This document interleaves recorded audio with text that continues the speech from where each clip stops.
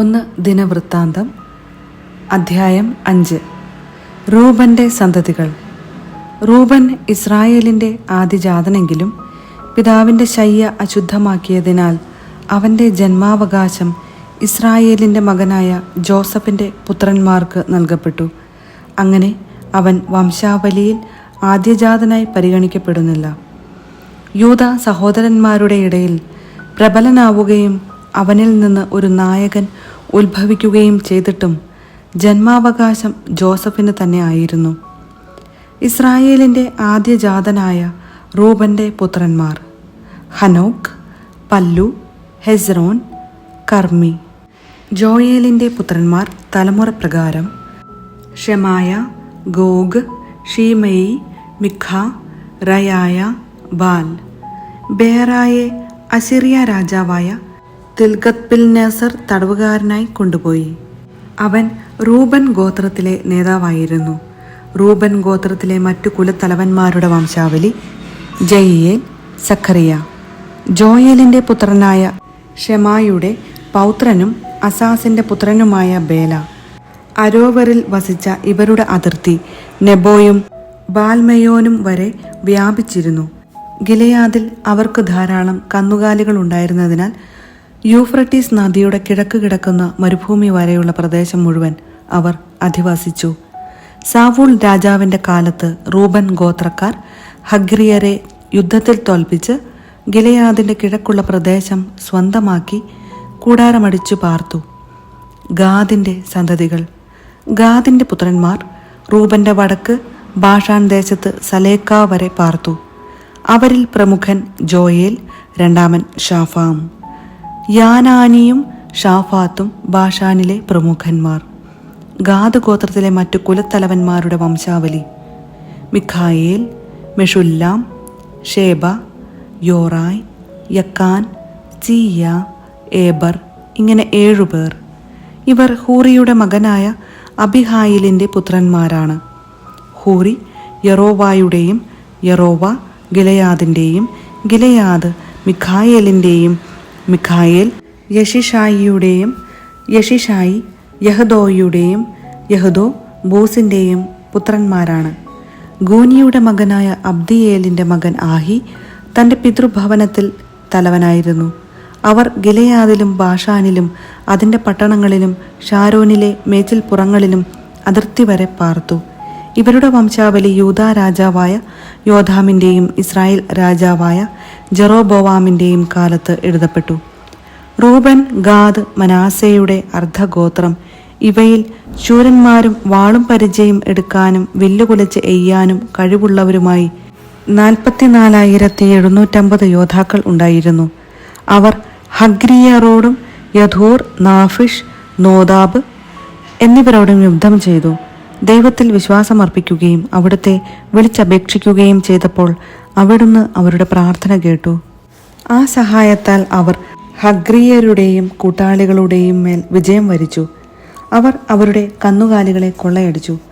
50,000 ഒട്ടകങ്ങൾ, 2,50,000 ആടുകൾ, 2,000 കഴുതകൾ. ഇവയ്ക്ക് പുറമെ 1,00,000 ആളുകളെയും അവർ പിടിച്ചുകൊണ്ടുപോയി. യുദ്ധം ദൈവത്തിൻ്റെ ഇഷ്ടം അനുസരിച്ചായിരുന്നതിനാൽ വളരെ പേർ കൊല്ലപ്പെട്ടു. അവർ പ്രവാസകാലം വരെ അവിടെ പാർത്തു. മനാസയുടെ അർദ്ധഗോത്രക്കാർ ബാഷാൻ മുതൽ ബാൽ ഹെർമോൻ, സെനിർ, ഹെർമോൻ പർവ്വതം എന്നിവിടം വരെ വസിച്ചു. അവർ സംഖ്യാതീതമായി വർദ്ധിച്ചു.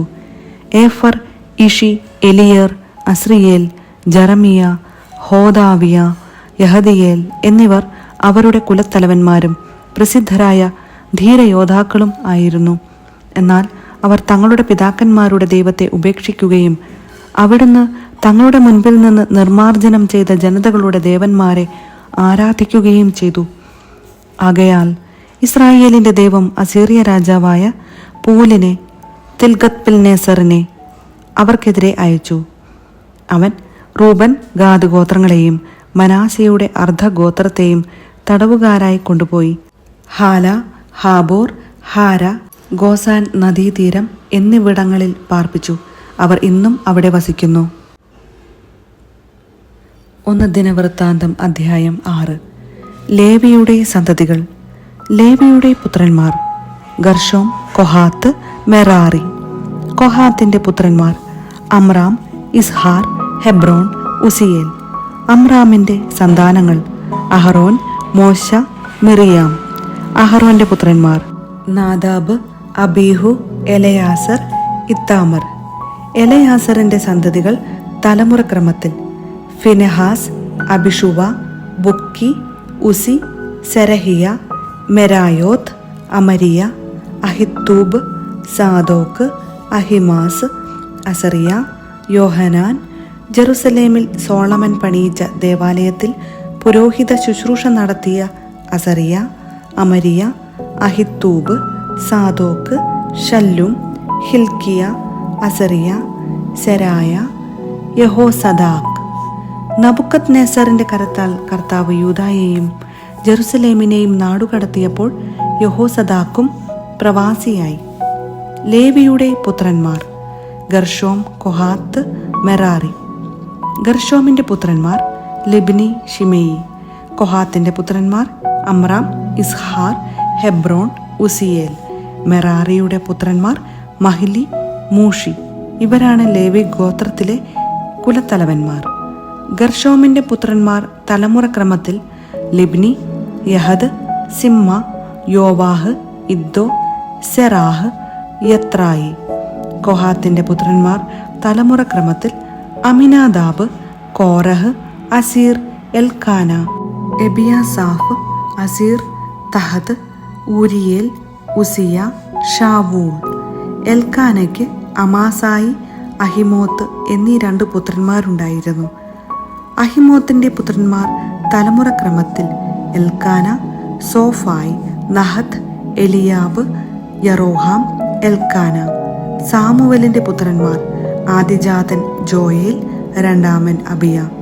മെറാറിയുടെ പുത്രന്മാർ തലമുറക്രമത്തിൽ Mahli, Libni, Shimei, Uzzah, Shimea, Haggiah, Asaiah. പേടകം ദേവാലയത്തിൽ പ്രതിഷ്ഠിച്ചതിനു ശേഷം ഇവരെയാണ് ദാവീദ് ഗാന ശുശ്രൂഷയ്ക്ക് നിയമിച്ചത്. സോളമൻ ജെറുസലേമിൽ ദേവാലയം പണിയുന്നതുവരെ സമാഗമ കൂടാരത്തിലെ ശ്രീകോവിലിനു മുൻപിൽ അവർ മുറപ്രകാരം ഗാന ശുശ്രൂഷ ചെയ്തു പോന്നു. ശുശ്രൂഷ ചെയ്തിരുന്നവരുടെ വംശപരമ്പര: കൊഹാത്യ കുലത്തിൽ നിന്ന് ഗായകനായ ഹേമാൻ.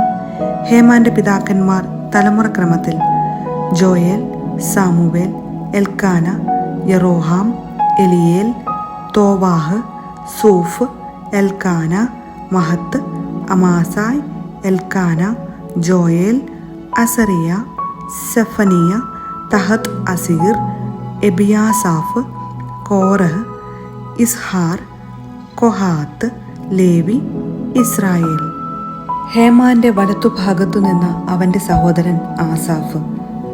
ആസാഫിന്റെ പിതാക്കന്മാർ തലമുറക്രമത്തിൽ Berachiah, Shimea, Michael, Baaseiah, Malchijah, Ethni, Zerah, Adaiah, Ethan, Zimmah, Shimei, യാധാൻ, ഗർഷൂം, ലേവി. സഹോദരന്മാരായ മെറാറി പുത്രന്മാർ ഇടത്തുഭാഗത്ത് നിന്ന്. അവരിൽ പ്രമുഖൻ ഏധാൻ. ഏധാന്റെ പിതാക്കന്മാർ തലമുറക്രമത്തിൽ കിഷി, അബ്ദി, മല്ലൂഖ്, ഹഷാബിയ, അമസിയ, ഹിൽക്കിയ, അമസി, ബാനി, ഷേമർ, മഹലി, മൂഷി, മെറാറി, ലേവി. അവരുടെ സഹോദരന്മാരായ ലേവ്യർ ദേവാലയ ശുശ്രൂഷയ്ക്ക് നിയുക്തരായിരുന്നു.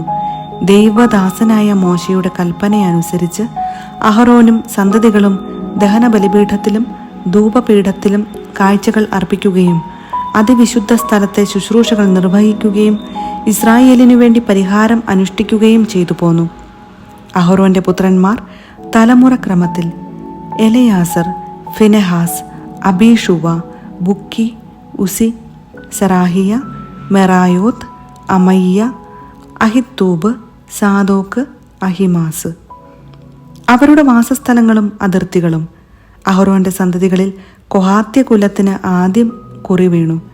അവർക്ക് യൂദാദേശത്ത് ഹെബ്രോണും ചുറ്റുമുള്ള മേച്ചിൽ സ്ഥലങ്ങളും കൊടുത്തു.